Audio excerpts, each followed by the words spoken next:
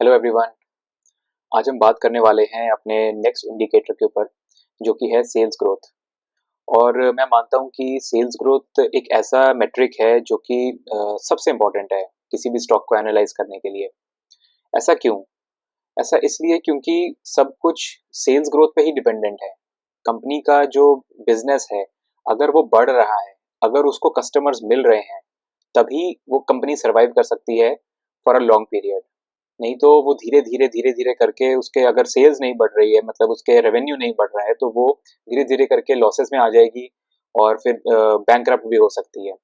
तो सबसे इंपॉर्टेंट चीज जो रहती है वो सेल्स ग्रोथ होती है।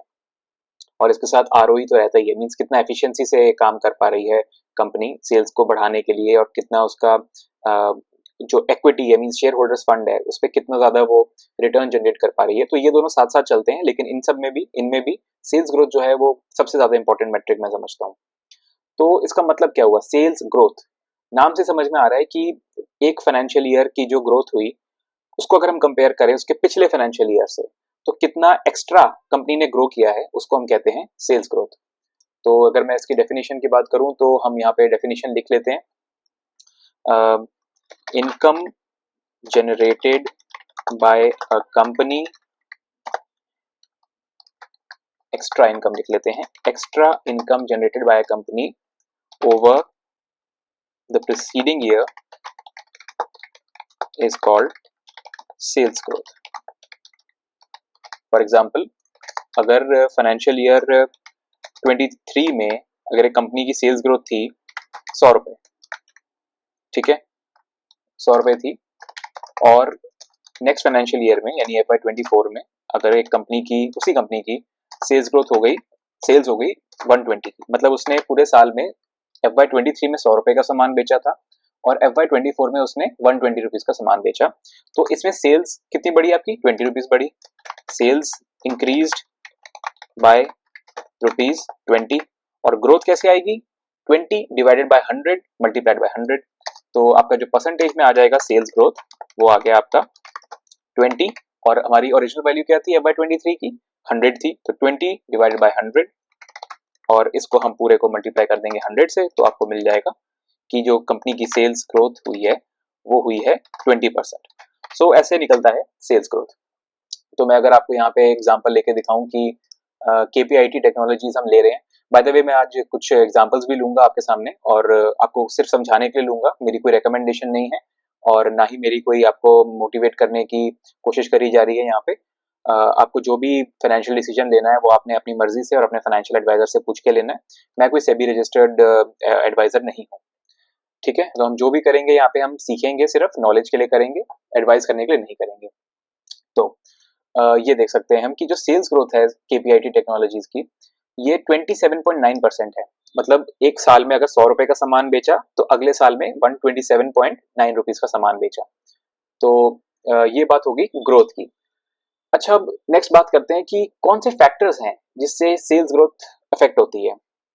तो बिल्कुल हम बेसिक से समझें अगर, तो कोई भी कंपनी जिस इंडस्ट्री में काम कर रही है, अगर उस इंडस्ट्री में टेल विंड्स है, टेल विंड्स मतलब कि पीछे से पुश है, चाहे कंज्यूमर का पुश हो, जैसे कंज्यूमर के पास बहुत पैसे हैं, कोई इकोनॉमिक अपटर्न में चल रही है इकोनॉमी, तो लोगों के पास डिस्पोजेबल इनकम है, तो वो क्या करेंगे? वो खर्चा करेंगे, ज्वेलरी ले सकते हैं, घूमने फिरने पे खर्चा कर सकते हैं, अपने व्हीकल्स पे खर्चा कर सकते हैं, रियल एस्टेट प्रॉपर्टी खरीदने में खर्चा कर सकते हैं। तो ये हो गई, कंज्यूमर के हाथ में अगर पैसे हैं अच्छे खासे, तो वो जो प्रोडक्ट्स खरीदता है, जिसमें इन्वेस्ट करता है, वो इंडस्ट्री में पीछे से टेलविंड्स है कंज्यूमर की। वैसे ही टेलविंड्स और हो सकती है गवर्नमेंट की। गवर्नमेंट जैसे अभी कुछ ही मतलब पहले पिछले कुछ सालों में रियल एस्टेट पे बहुत फोकस किया है गवर्नमेंट ने। तो हम देखते हैं कि इतने सारे जो एक्सप्रेसवेज बने हैं, तो जो रियल एस्टेट वाली कंपनीज हैं, उनमें भी आप देखेंगे कि गवर्नमेंट की वजह से टेलविंड्स हैं। तो जिन भी इंडस्ट्रीज में टेलविंड्स होती हैं, वो अफेक्ट करती है सेल्स ग्रोथ को। दूसरा इफेक्ट करता है जीडीपी ग्रोथ। वो दोनों रिलेटेड ही हैं, लेकिन मैं आपको बताने के लिए, समझाने के लिए बता रहा हूँ कि जीडीपी आपका कितना ग्रो कर रहा है, उससे भी आपका सेल्स ग्रोथ अफेक्ट होता है। तीसरी चीज है कि जो इंडस्ट्री की, जिस इंडस्ट्री में कंपनी काम करती है, मान लो कि एक शू मैन्युफैक्चरिंग एक कंपनी है जो जूते बनाती है, तो ओवरऑल पूरे मार्केट में यानी कि जितनी भी कंपनीज हैं वो भी उतने ही तेजी से ग्रो कर रही हैं या ग्रो कर रही हैं कि नहीं कर रही हैं।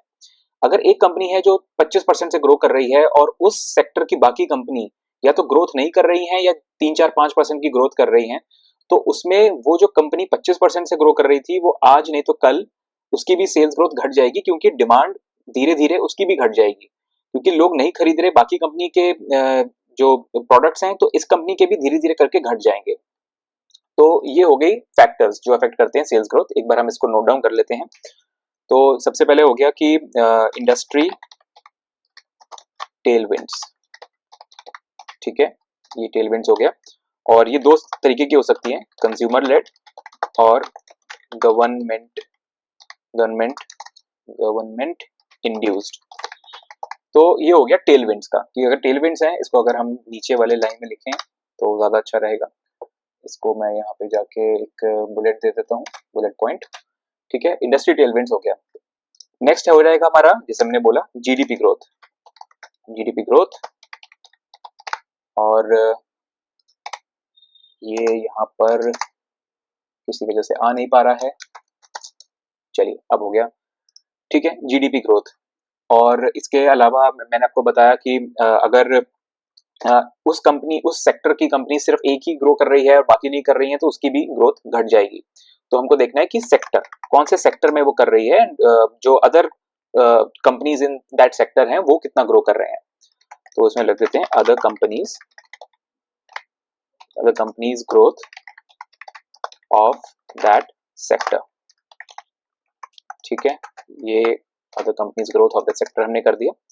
तो ये हमने देख लिया कि क्या फैक्टर्स हैं जो अफेक्ट करते हैं सेल्स ग्रोथ को। अब हम पढ़ लेते हैं, समझ लेते हैं कि सेल्स ग्रोथ और वॉल्यूम ग्रोथ में क्या फर्क होता है। तो सेल्स ग्रोथ तो हो गया कि जितने यूनिट्स एक कंपनी ने बनाए उसको अगर हम मल्टीप्लाई कर दें उसकी सेलिंग प्राइस से, तो ये आपको मिल जाएगा टोटल सेल, मतलब कितनी उसने कमाई करी। जैसे एक टायर मैन्युफैक्चरिंग कंपनी है, उसने एक साल में 10 टायर्स बनाए और अगले साल में उसने 12 टायर्स बनाए, तो ये नंबर ऑफ टायर्स 2 बढ़ गए, तो वॉल्यूम ग्रोथ आ गया आपका 20%। वॉल्यूम ग्रोथ मतलब कि नंबर ऑफ पीसेस कितने एक्स्ट्रा बनाए हैं। और सेल्स ग्रोथ आप ऐसे निकालेंगे कि जो वॉल्यूम मतलब जो आपका नंबर ऑफ यूनिट्स हैं उसके साथ अगर आप उसकी सेलिंग प्राइस को मल्टीप्लाई कर देंगे, यानी 10 टायर अगर उसने एक साल में बनाए थे और हर एक टायर की कीमत अगर 1000 रुपए है मान लेते हैं, तो आपका टोटल उस साल में जो सेल्स हुई वो 10,000 रुपए की हुई। अगले साल उसने 12 टायर्स बनाए, तो ये वॉल्यूम हो गई आपकी, 2 बढ़ गई, 2 एक्स्ट्रा टायर्स बनाए हैं आपने, और हर एक टायर आपने मान लीजिए कि 2,000 रुपए का बेचा, तो आपका 24,000 रुपया हो गया सेल्स इस साल की। तो पिछले साल था आपका 10,000 और इस साल हो गया आपका 24,000। तो ये हो गया आपका जो आप देख सकते हैं ग्रोथ हो गई आपकी 10,000 रुपए से 24,000 रुपए, यानी 14,000 रुपए की आपकी ग्रोथ हो गई। इस तरीके से आप इसको देखते हैं, ठीक है। तो वॉल्यूम ग्रोथ बताता है कि कितने यूनिट आपने एक्स्ट्रा बनाए हैं, और सेल्स ग्रोथ बताता है कि सेलिंग प्राइस से मल्टीप्लाई करके वॉल्यूम अपने यूनिट्स को, तो आपका टोटल कितना घर अपने बिजनेस में पैसा आया है, ठीक है। इसको हम नोट डाउन कर लेते हैं। Selling price multiplied by total quantity produced gives sales figures. Total quantity produced gives volumes figure, ठीक है। यहां तक बात समझ में आई, इसको मैं नीचे वाली लाइन में लिख देता हूं। अब हम देख भी लेते हैं इसको। तो कंपनी है एशियन पेंट्स, कोई रिकमेंडेशन नहीं है, इसका हम देख लेते हैं। अच्छा, आपको मिलेगा कहां पे कि वॉल्यूम ग्रोथ कितनी है। तो कंपनीज के जब क्वार्टरली रिजल्ट्स आते हैं तो वो कंपनीज उसमें पब्लिश करती हैं। तो यहाँ पे आप देख सकते हैं कि हम यहाँ पे डॉक्यूमेंट्स में गए और हमने यहाँ पे पीपीटी खोल लिया इसका। अब हमने कुछ नहीं करना है, अब हमने बस सिंपली वॉल्यूम लिखना है। मैंने लिखा भी हुआ है यहाँ पे पहले से, वॉल्यूम पे हमने इसको कर दिया। तो कंपनी क्या कह रही है कि subdued demand conditions impacted volumes, यानी कि डिमांड कम होने की वजह से वॉल्यूम्स पे इम्पैक्ट पड़ा है। तो यहाँ पे उन्होंने बताया भी है क्या इम्पैक्ट पड़ा है। तो सेकेंड क्वार्टर FY24 का 6% था जो इनका वॉल्यूम ग्रोथ पिछले साल के मुकाबले, यानी कि Q2 FY23 के मुकाबले, वो Q2 FY25 में 0.5% नेगेटिव हो गया, मतलब कि डी ग्रोथ हो गई, यानी कि कम यूनिट्स बिके इनके पेंट्स के। और हाफ ईयर के टर्म्स में अगर हम देखें तो फर्स्ट हाफ ऑफ FY24 में 8% था जो वॉल्यूम ग्रोथ पिछले साल के मुकाबले, वो इस साल सिर्फ 3.3% रह गया, यानी कि volume growth quarter on quarter पिछले साल के क्वार्टर वाइज रिजल्ट में भी घटी है और हाफ ईयरली रिजल्ट में भी घटा है। तो ऐसा देखा जाता है वॉल्यूम ग्रोथ। ठीक है, अब हम देख लेते हैं इसको, हमने यहाँ पे नोट डाउन कर लिया है इसको। ठीक है, अब हम देख लेते हैं कि इस बारे में बात कर लेते हैं कि कितने साल की सेल्स ग्रोथ जो है हमें as a shareholder consider करनी चाहिए।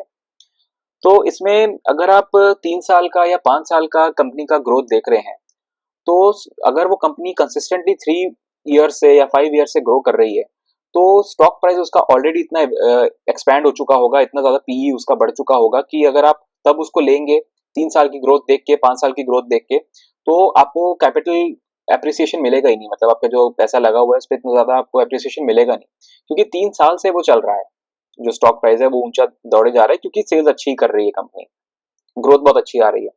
तो आपको कोशिश ये करनी है कि आप ऐसी कंपनीज देखें जिसमें 2 क्वार्टर 1 क्वार्टर से ग्रोथ आनी शुरू हुई है और आगे सस्टेन करेगी। ऐसी कंपनीज आप अगर ढूंढ पाएंगे तो आपको अच्छा कैपिटल गेन्स मिल सकता है। तो इसको भी हम नोट डाउन कर लेते हैं। Refer companies that have turn that have started showing exceptional sales growth from the past 1 to 2 quarters, 1 to 3 quarters, 3 quarter से भी अगर चल रहा है, आपको ग्रोथ दिख रही है, तो वो भी, उसमें भी मतलब अपॉर्चुनिटी है, अभी आपको मिल सकता है। However, for companies that are generating good sales for the past 3 to 5 years, the growth is already priced in and the PE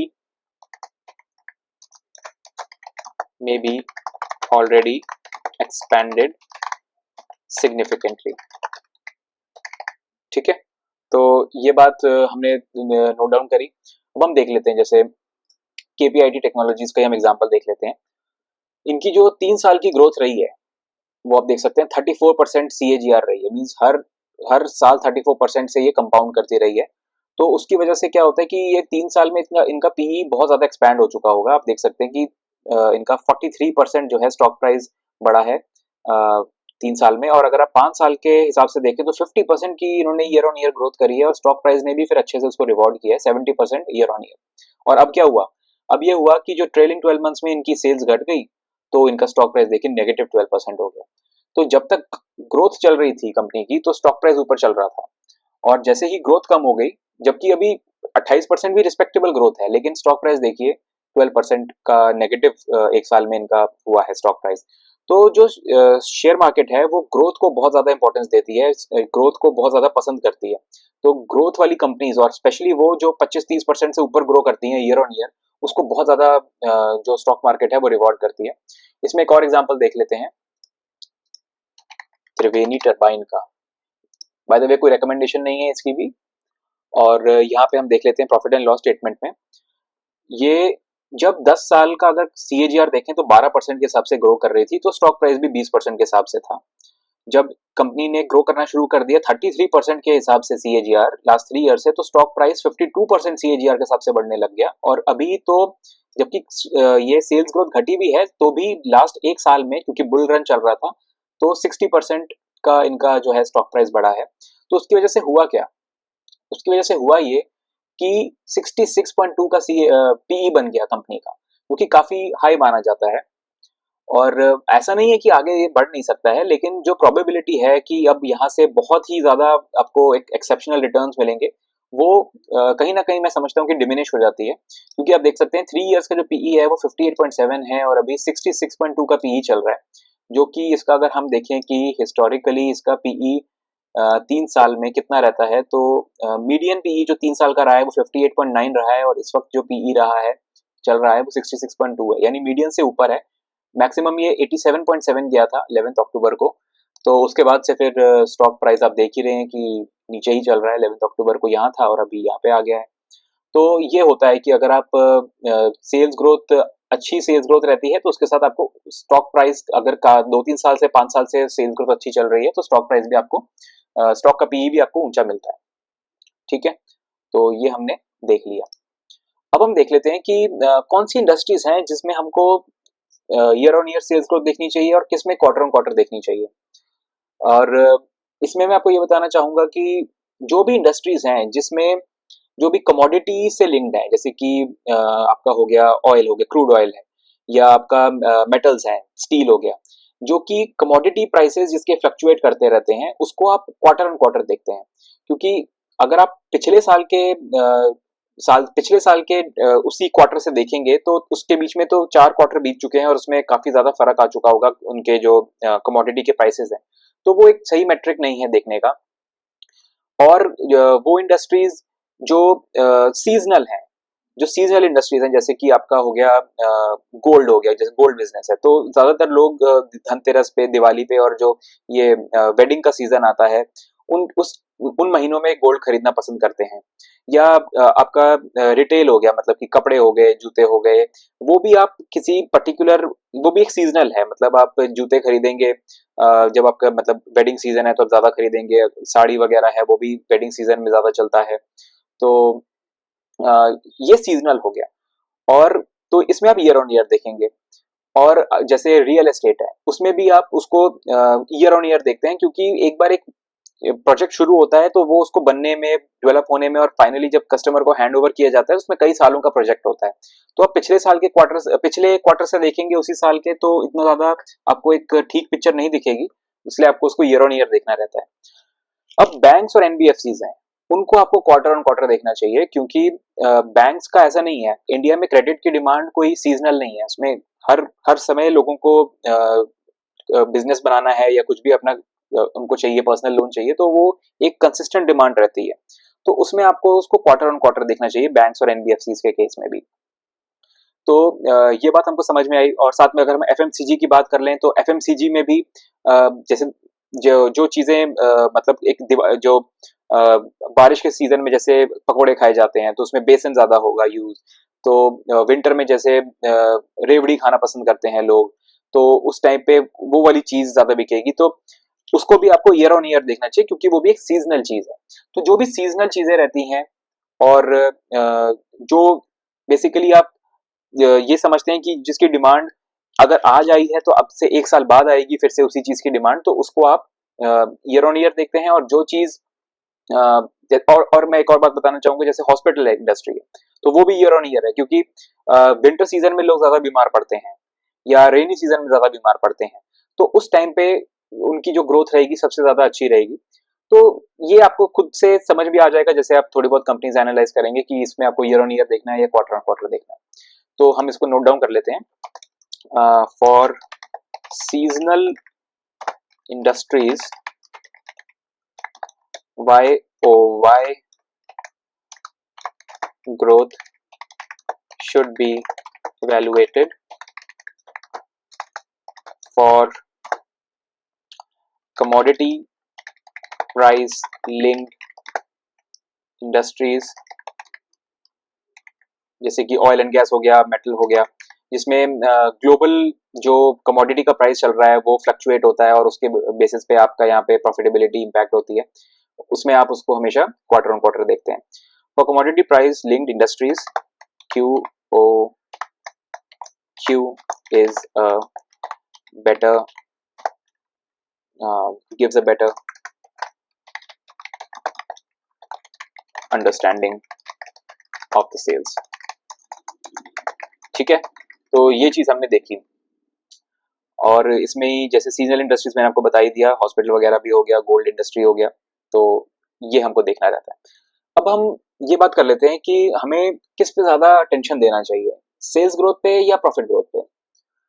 तो देखो, प्रॉफिट ग्रोथ जो है वो सेल्स ग्रोथ का ही एक फंक्शन है। मतलब मैं अगर आपको दिखाऊं, जैसे मैंने मान लो वेदांता का खोल लिया, यहाँ पे वेदांता खोल लिया हमने, और हमने यहाँ पे देखा कि इनका जो प्रॉफिट एंड लॉस स्टेटमेंट है, इसमें आप देख रहे हैं कि जैसे जैसे सेल्स बढ़ रही है या घट रही है, वैसे वैसे ही प्रॉफिट बिफोर टैक्स और नेट प्रॉफिट पर भी फर्क पड़ रहा है।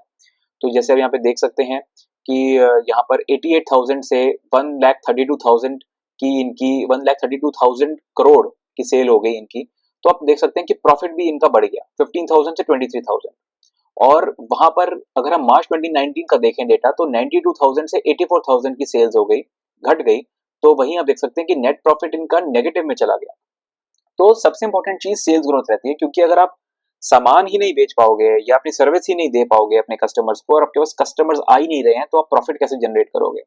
और आप ऐसा कर सकते हैं कि आप थोड़े बहुत मतलब एम्प्लॉयज को अगर आपने हटा दिया या आपने उनको वर्क फ्रॉम होम दे दिया, तो उससे आप थोड़ा बहुत मैनेज कर सकते हैं, नेट प्रॉफिट को इंक्रीज रख सकते हैं, बढ़ा हुआ रख सकते हैं, भले ही आपकी सेल्स ना बढ़ रही हो। लेकिन इन द लॉन्ग रन आप सेल्स ग्रोथ के ऊपर कुछ नहीं है। सेल्स ग्रोथ सबसे इंपॉर्टेंट चीज है, क्योंकि आप कितना कर लोगे, आप कितने पैसे बचा लोगे इससे। आप एम्प्लॉयज को हो सकता है कि आप बोलो कि भाई आपको कॉफी एक ही बार मिलेगी दिन में, या आप रेंट वगैरह जो है आप एक छोटा अपना प्लांट लगा सकते हैं, या छोटा आप उसको अपने एम्प्लॉयज के लिए आप बना सकते हैं कंपनी ऑफिस। लेकिन उससे ज्यादा कोई मतलब बहुत ज्यादा फर्क नहीं आएगा। आप बिजली भी नहीं ज्यादा बचा सकते, क्योंकि आपको अगर एम्प्लॉयज को बिठाना है तो आपको एसी वगैरह चलाना पड़ेगा। तो इसमें कोई बहुत ज्यादा मतलब आप ऑपरेशनल एफिशिएंसी ला नहीं सकते हैं खर्चे काट के। तो आपको फोकस यही करना चाहिए कंपनी सिलेक्ट करते हुए कि आप सेल्स ग्रोथ पे ज्यादा ध्यान दें, और नेट प्रॉफिट जो है वो डेफिनेटली, अगर सेल्स ग्रोथ अच्छी चलती रहेगी तो नेट प्रॉफिट भी चलता रहेगा। तो हम इसको भी नोट डाउन कर लेते हैं। Always prefer looking at improvement in sales growth as opposed to profit growth, as profits can be sustained or manipulated only up to a certain degree। ठीक है, तो ये हमने नोट डाउन कर लिया। तो चलो, अब हमने आज सेल्स ग्रोथ के बारे में सीख लिया। अब हम अगली वीडियो में मिलेंगे। Thank you, bye bye.